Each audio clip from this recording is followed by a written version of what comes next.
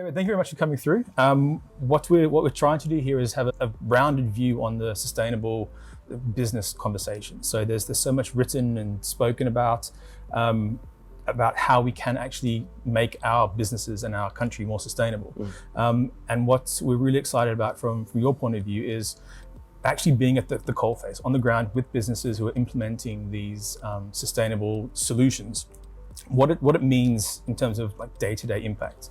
First question, I guess, me as a consumer, what options are there? I mean, I see there's solar, there's batteries, there's inverters, and I don't really know the difference between them, to be honest. And even though I do the research, it doesn't really stick. So what options are there for people out there?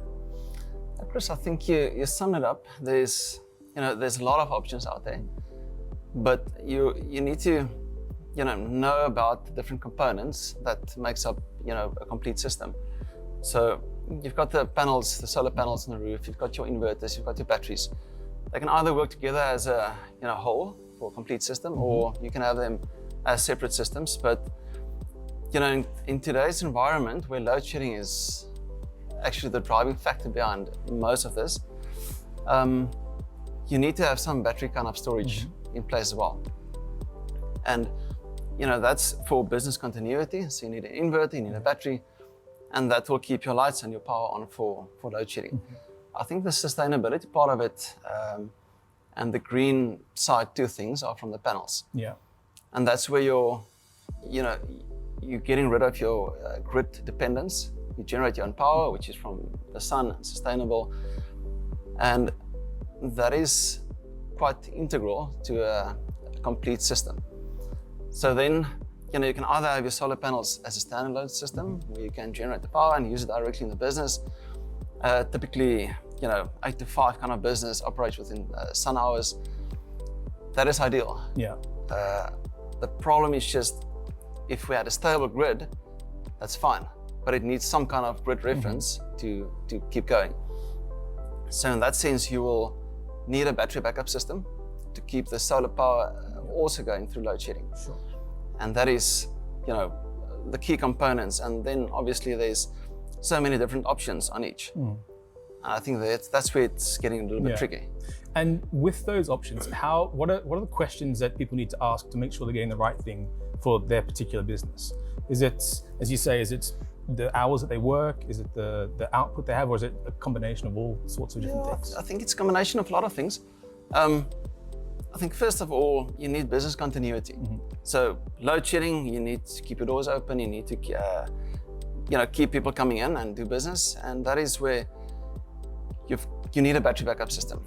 So this is key to actually just continuity for the next couple of years. I would say 5 years at least. I know there's a lot of people saying load shedding is not going to be with us for that long, but I think that's more coming from government side. Sure. So let's just be realistic. Yeah. And even, after a couple of years with electricity rates going up at such a steep rate, batteries are becoming quite crucial to energy saving kind of angle on things as well. So from that cost side of things, so it's not a cheap exercise to start with. When and how do you see people actually getting a return on their investment? Is there a set time frame? Is it different for everybody?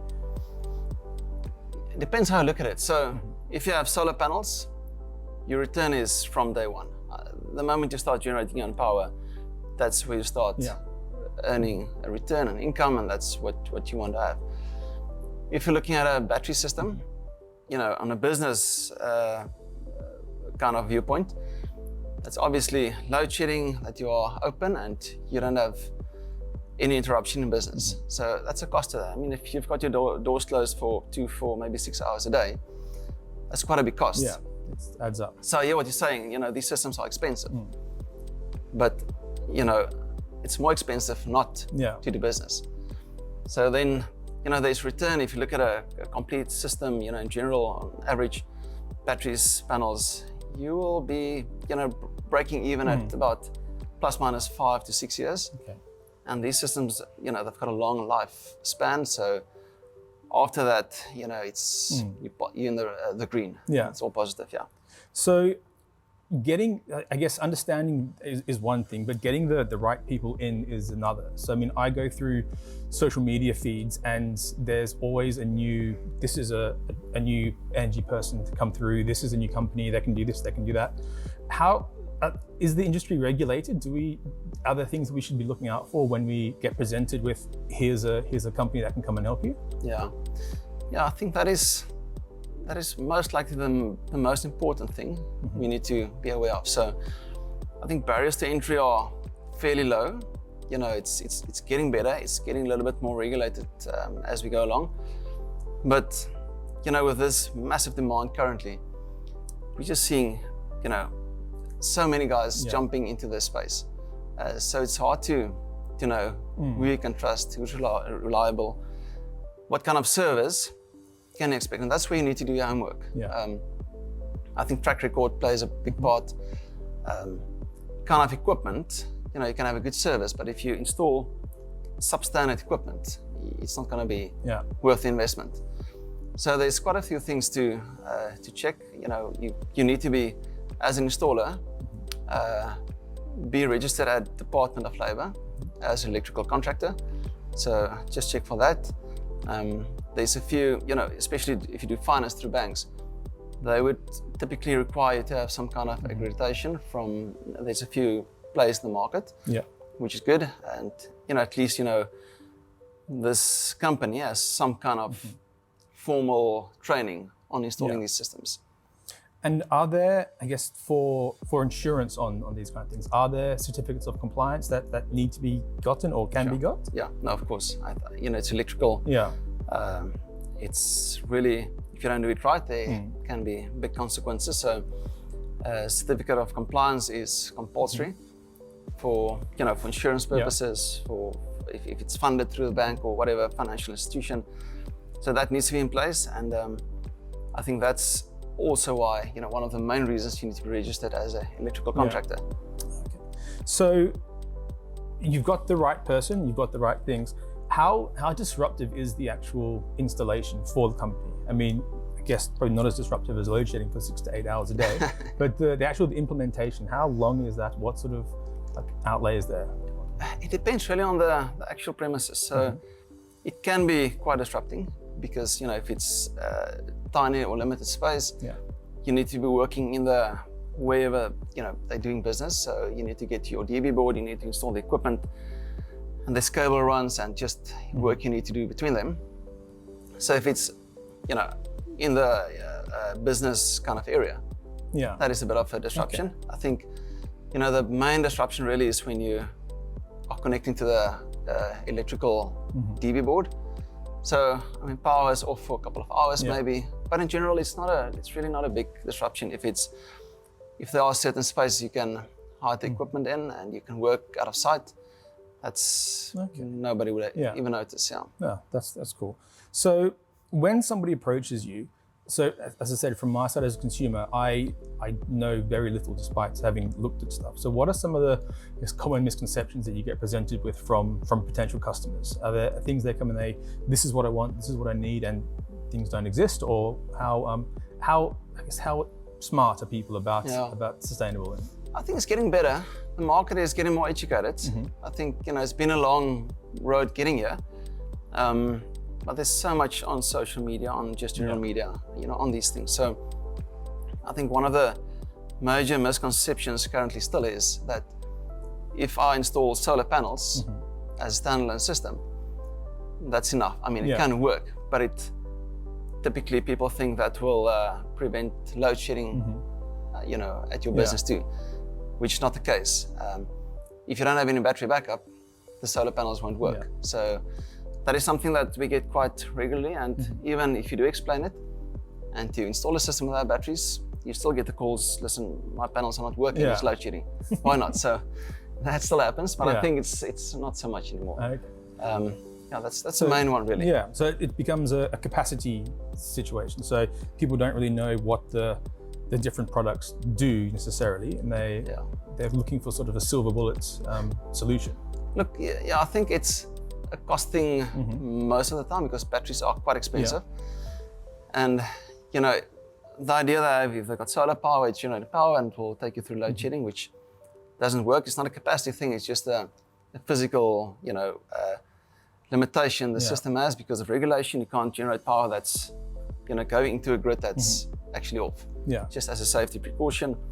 And then one of the other things we often get is people think they use, you know, this amount of power, but when you do an energy audit, you see it's that amount. So it's completely different. So what they think they use is very, very often not the case. Yeah. Okay. So it's about them understanding first, or you and companies like you educating so that people are on the same page. No, you have to. You know, you can't just guess a number. You have to do an investigation. You need to take measurements. Put in logging equipment to see what's going on, especially on businesses that have got 3-phase systems. And you know, there need to be some kind of as good a balance between the phases as possible. But you know, it's just technical things we can discuss with the customer, which they typically won't know. Yeah. Okay. You briefly stopped on government earlier. So they've had a new raft of different incentives. Have you seen that change the market at all? Has there been increased demand? Do people know about it? Do they ask questions? Yeah, I think, you know, we get questions around it. The incentive for businesses is not completely new. It's just adapted. Yeah. So what it means, you can depreciate your system over the first year of installation, your investment, up to 125% of your investment, which previously it was 100%. Okay. So that additional 25% obviously give you a bit of a tax break, which we don't see it as a major driver currently. Okay. It's people are still doing it for, you know, other reasons. This tax incentive is a nice benefit. Yeah. Okay. But we don't really see it as a driver. On the personal or residential space, there's also, you know, an incentive where you can get a little bit of money back. But I mean, we've had very little inquiries on that. Okay. I think people are just, that's a sideline thing. It's not a driver. Do you see a bigger uptake in business side or personal side at the moment? Yeah, look, we are in both spaces. I think residential is still a massive demand. Yeah. But we do see businesses, you know, typically on a business side of things, it was more on the saving and the sustainability and renewable side of the system, which are mostly panels. Yeah. Because they operate within sun hours and they get the benefit of the savings. But now there's a much bigger driver with battery backup coupled with your solar system. So, you know, I think the demand is on both sides, residential and commercials. It's really high. So. And in terms of the motivation, do you see it as a drive towards sustainability, or is it I want to do business as normal, or is it a bit of both? Yeah, I think the current situation has forced our hands a little bit. You know, people are, as I said, business previously, they want to go the sustainability route, and that's why they just want to install panels. Yeah.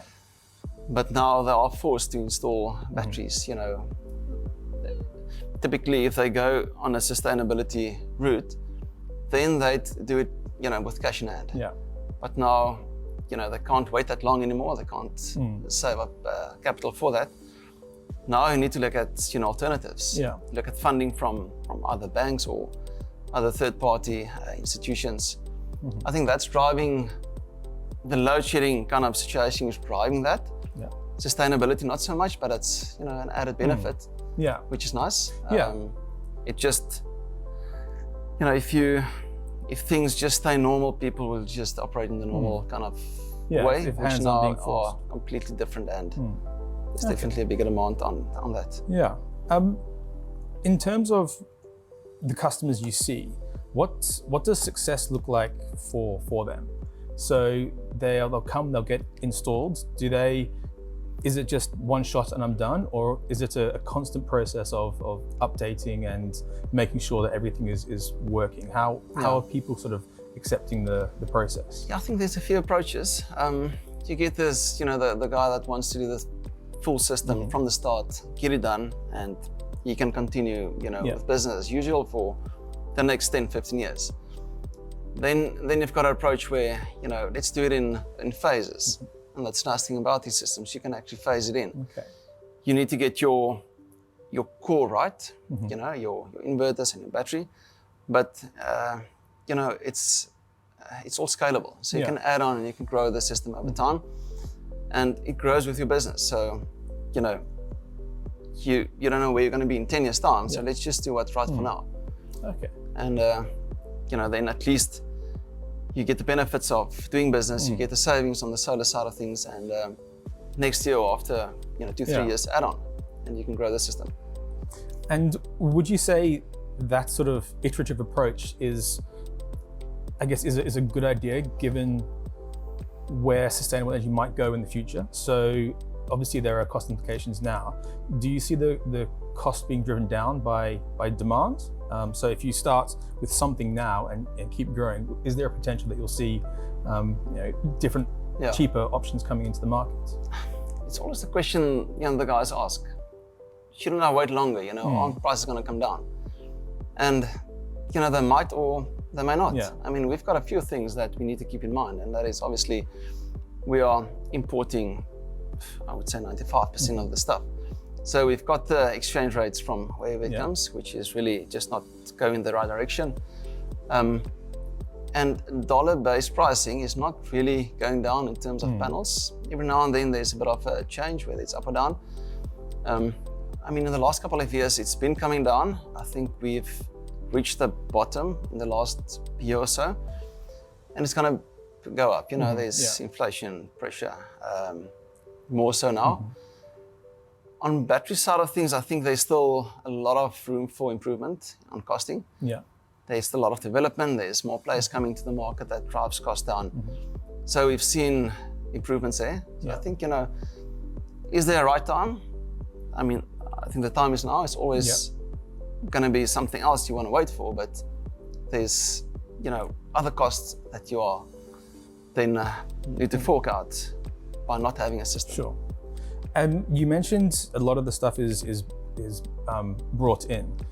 Are you seeing, I guess, as innovative as South African entrepreneurs are you seeing there's a drive for South African-based industry to create their own inverters, solar panels, or is that something that we're not sort of set up for yet? Look, there's always room for that. I think the driver in the market is price, unfortunately. We've seen in our local economy where government requires a certain percentage of local content for tenders and those kind of installations. It inflates the price. So on a tender base for government, it can be done, which they're trying to actually get rid of. But on the private space, it's difficult because the competition is too high. Yeah. So yes, I think it's really good if you can create, local content, but your price point needs to be good enough to compare with international standards and pricing. Okay. So before I let you go, I guess as what we're really looking for here is that sort of what are the things that you want people to come to you with? So to make the process as easy as possible, what do people need to have in their heads to say, this is what I want, this is how I can get it? Is there anything that can make your life easier when you're speaking to customers who are coming in fresh? Yeah, it's not a difficult process let's start there. So I think, as long as a customer has an open mind on, I think the cost is always kind of an issue because it's not, cheap equipment. You need to understand, it is an investment, it will have a return, and try and look at the best possible scenario for that. That's not saying go for the cheapest equipment to get the best return. That's, I think, where a lot of people are making a mistake. So if they understand what they need in terms of load shedding requirements, in terms of electricity consumption, for saving from panel side of things, then if they understand that that's a battle half won. Then we can guide them on, what are the options. Some people think they need, something much more than what they actually need. So let's go through the process of doing an energy audit, see what you really need. People are always in a hurry, they want something yesterday. Yeah. So I think timelines are critical most of the times, but if we have a little bit of time to actually go through a proper assessment, it's just going to benefit so much more in the long term. And finally, there's this, you see out there, there's opposition to change. What would be for you the most persuasive argument to people who say, I don't need that, nothing's going to change, I can carry on as we are? Well, I think we can see, just from the recent massive demand in this space, driven by load shedding stage 4, 6, that's getting the normal now. People realize it's not going to change, not soon anyways. So there was a lot of, business and individuals out there that was riding it out, hope for change, hope for improvement, it's just temporary, but it's not. So I think if you don't do anything, it's going to cost you. I think for businesses, the cost of not doing anything is much higher than the cost of actually implementing some kind of solution. Thank you so much for your time. I think what's been really interesting for me, and will be for the business owners watching, is the practical advice of what people can do, what they need to do to get themselves moving in that to a sustainable future. What I think people can take out is that sustainability isn't something that's going to just go away. It's not fly by night. It's something that's implemented properly and quickly can have a real impact on future business growth. So thank you for your time. We'll chat again. Thanks, Chris. Pleasure. Cheers. Thank you.